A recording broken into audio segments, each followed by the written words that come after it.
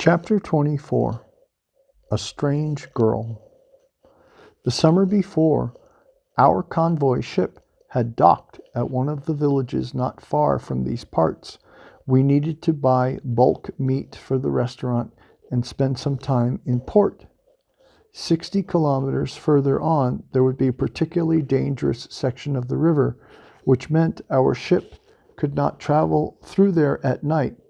Certain sections of the river were not equipped with navigation lights. So as to not waste time, we began announcing over our outdoor loudspeaker system, as well as the local radio, that we were throwing a party that evening aboard our vessel. The sleek white ship standing at the dock, glistening with a huge array of lights and alive with the music pouring forth from it, inevitably attracted the young people of the village to such occasions. Indeed, on this particular evening, practically the entire local youth population could be seen making its way to the ship's gangplank. Upon coming aboard, like any first-time visitors, they immediately set about taking a look around the whole ship to see what they could see. After touring the main, middle, and upper decks, they ended up congregating in the restaurant and bar. The female contingent, as a rule, took to dancing, while the male half preferred drinking. The unusual circumstance of being on a ship, plus the music and alcohol, always engendered a state of excitement, occasionally making big trouble for the crew. Almost always there was not enough time, and the party-goers made a collective appeal to extend the festivities just a bit longer, say by half an hour, then more and more into the night. On this particular occasion, I was alone in my cabin. I could hear the music wafting up from the restaurant as I was trying to make modifications to the convoy's schedule for the remainder of the trip. All at once, I felt myself being stared at. I turned around and glimpsed her eyes on the other side of the window glass. There was nothing unusual. Visitors often liked looking into the ship's cabins. I got up and opened the window. She didn't go away. She continued looking at me with some embarrassment. I felt I wanted to do something for this woman, standing alone on the deck just outside my cabin. I wondered why she wasn't dancing like the others. Perhaps she was somehow unhappy. I offered to show her around the ship, and she silently nodded. I took her all over the ship, showed her the main office, which frequently impressed visitors with its elegant appointments, the rug covering the floor, the soft leather furniture, and the computers. Then I invited her into my cabin, which consisted of a study and sleeping quarters and a carpeted reception room equipped with fine furniture, TV, and VCR. I was probably most delighted at the time to impress a poor country girl with the achievements of our civilized world.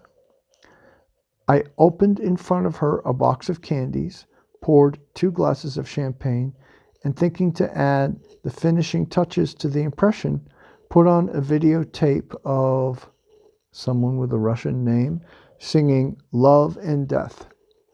The videotape included a number of other songs performed by my favorite artists. She lightly touched the champagne glass to her lips, looked intently at me, and asked, "A challenge?" I expected just about any kind of question except that one. The expedition had indeed turned out to be quite a challenge. What with the difficult navigation conditions on the river and the crew, mainly students from the Marine Academy, smoking pot and pilfering merchandise from the store. We were frequently behind schedule and couldn't get to our planned stops on time where our arrival had been advertised in advance.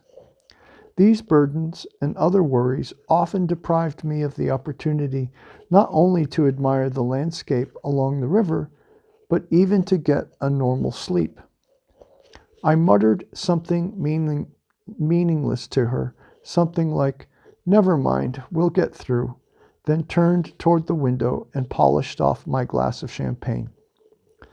We went on talking about this, that, or the other, listening to the videotape in the background.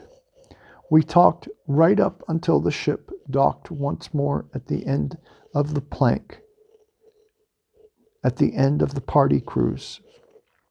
Then I escorted her to the gangplank. Upon returning to my cabin, I made a mental note.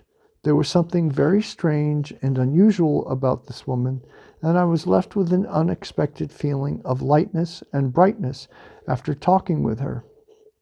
That night, I had my first good sleep in many days. At long last, I understood why. The woman on the ship had been Anastasia. Quote, "So that was you, Anastasia?" Quote, "Yes, it was there, in your cabin, that I memorized all the songs which I later sang to you in the forest. They were playing while you were talking. You see how simple it is?" I was interested in seeing what had been going on. I was interested in seeing what was going on, how you all lived. After all, Vladimir, I had been spending my whole time just taking care of Dashniks. That day I had hurried to the village, sold the dried mushrooms which the squirrels had collected, and bought a ticket to your party cruise. Now I know a lot more about the class of people you call entrepreneurs, and I know you pretty well too. I feel I owe you a huge apology. I did not know how things would turn out, that I would be so drastically altering your future. Only I can no longer do anything about it, since they have seen to the fulfillment of this plan, and they are answerable only to God. For a time now, you and your family will have great difficulties and challenges to overcome, but then all that will pass.